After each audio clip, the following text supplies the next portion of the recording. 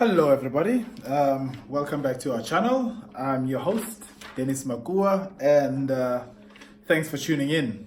So today's video is going to be a bit different to the other videos that I've posted so far.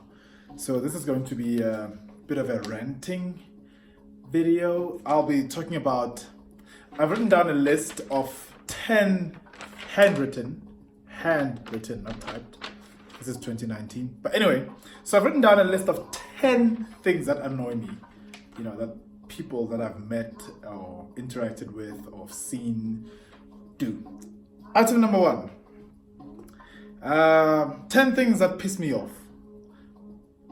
Just a disclaimer, there's going to be a bit of swearing. 1, 2, 3, 10, 12, 100 swear words probably in this video. So if you don't like swearing, please just subscribe and watch the next video. Ne? But if you're into swear words and stuff, I've got a ton in my head and I'm prepared to use them. Okay, item number 1. So, flag at half-mast at a police station. Guys, I shit you not, this genuinely happened to me last week actually. In fact, it wasn't even last week, it was this week. On Monday, there was a flag that was flying at half-mast, a South African flag that was flying at half-mast. I guess, I don't know, I haven't been following the news recently, but I'm guessing the nation or the president has declared a state of mourning. Is that what they call it? I don't know what they call it, but yeah, so we know, essentially we fly flags at half-mast when the nation is in mourning, right? So I saw a flag of the Republic of South Africa flying at half-mast at a police station, and it was upside down. Yeah, it was upside down. So for those of you that don't know, the flag of the Republic of South Africa, I know it's easy. You know, I actually understand why it would be easy to sort of swap it around and not even notice it. But I was driving home from work and then I just see it there and I was absolutely furious. I shit you not, I almost went back into the police station to look for the station commander of the place. But then I decided to calm my fucking tits. And I did, and I went home because I had other things to do. But this really pissed me off. People, you need to learn, you guys should learn this. The flag of the Republic, yeah? The blue is always at the bottom. Just memorize this. B, blue at the bottom. Yeah? If you see red at the bottom, just know red is danger or something. Yeah, as I say. But the blue should always be at the bottom. That pissed me off. And saying that now has helped me calm the fuck down. Item number 2. Dumping out of a car window. You know what, guys? We're not jealous of you and your expensive posh cars and stuff, yeah? I mean, if you know, we can't afford them. Some of us can't afford these cars. But don't you find it disgusting when someone just dumps stuff out of a window and you're driving right behind them? Or, you know how many times it's happened to me? I mean, my car is, and my cheap car, yeah? I don't have it, I'm a very poor person. My cheap car is filled with rubbish even now. Because, I mean, whatever I eat in when I'm in the car and stuff, I just dump it there and then tell myself, you know, that when I get off, I'm gonna throw it in the dustbin. And I rarely do that. I do that like once in a while. It's mostly the car wash people that remove the car rubbish for me. And I'm absolutely grateful for that. But please, guys, if you do that, just know that, you know, the rest of us find it disgusting. And, you know, we're trying to clean up the country. You know, cleaning up the country does not just, you know, mean we're trying to get rid of filthy, corrupt politicians, which will never finish because there are just so many of them. It also, I mean, it starts with us, you know. Throw your rubbish in the dustbin, please. As much as you can. I know it's difficult, but please, if you can do that, it's annoying. It's absolutely annoying. especially for the person driving behind you. Just show some respect for, you know, the person behind you and yourself, you know. I mean, if people like me, you know, that are annoyed by such things, see you throwing stuff out the window, we lose all respect for you, like on the spot. We just immediately judge you. We don't want to be friends with you. We don't want to be colleagues. We want absolutely nothing to do with you. Thank you. Item number 3, people that don't keep to the time. I'm going to tell you a story about this here. This one time at university, when I was still a student, I was late in class, for a class. I was like probably 50 minutes late, 40 minutes late, because lectures were like 50 minutes. I was 40 minutes late. So I was in there for like 10 minutes. And I was so embarrassed when I got in there late. So I'm also a bit guilty of this one because I've done it. But you know, if you and I say, okay, that was a lecture and the students, you know, you've got 1,000 plus students as a first year lecturer.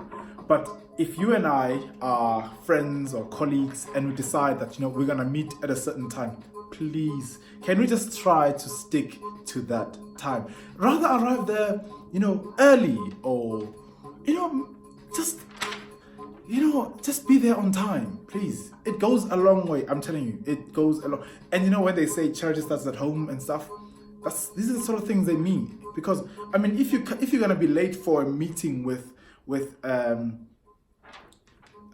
your friends, you know, your own friends and family, I mean, some random manager or boss, whatever, isn't gonna mean much to you. So please, guys, I ask you, can we just stick to the time limit, to the time that's agreed on? Thank you. Next item.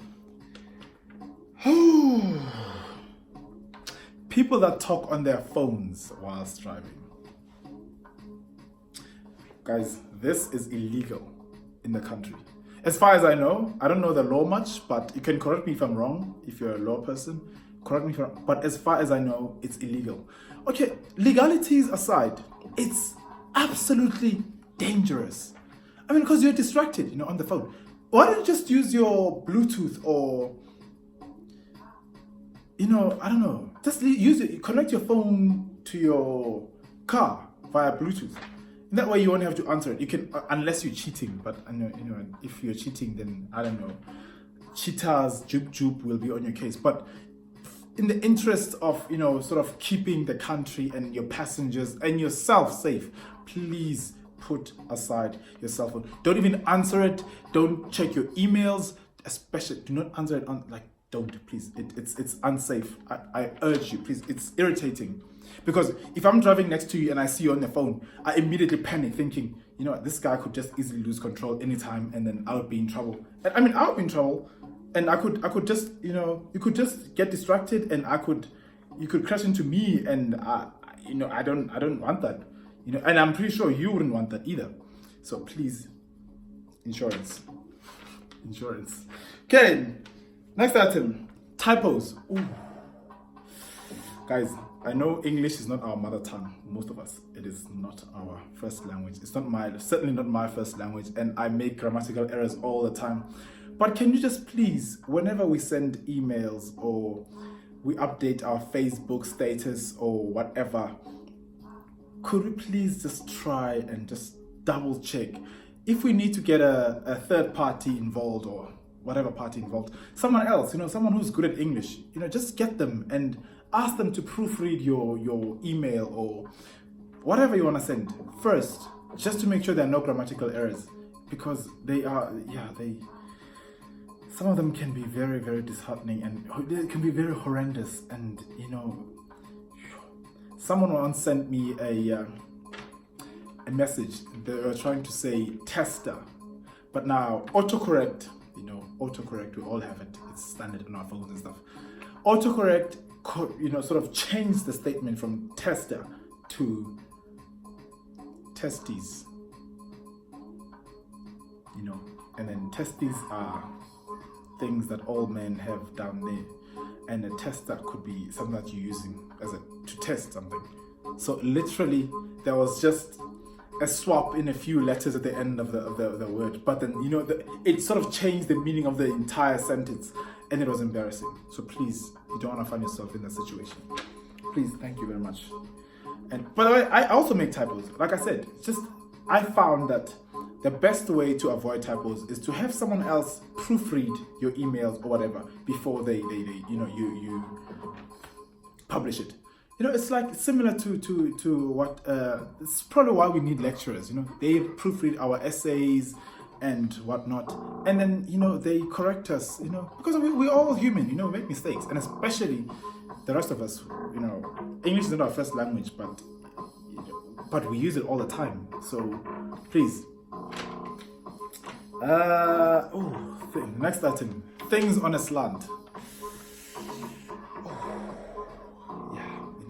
I'm not gonna say much about this, but things that are on a slant, they legit freak me out and they bother me.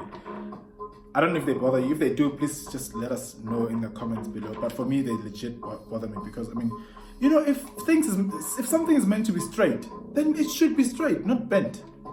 Then if it's bent, then it's not straight anymore. It's pretty obvious. Next item: traffic officers that hide in the fucking bushes. This happens a lot, and you know what? I'm not encouraging you guys to go out there and break the law. It's absolutely unnecessary and dangerous. That's precisely why we've got law enforcement agencies on the road. So what I'm saying is, if you're a police officer and you set up a camera on some random road and you go and hide somewhere else, what's the point of that? And then, do you know how many tickets I've got, from you guys? I'll tell you now, yeah? It's working for you guys, but for the rest of us, it's not working because,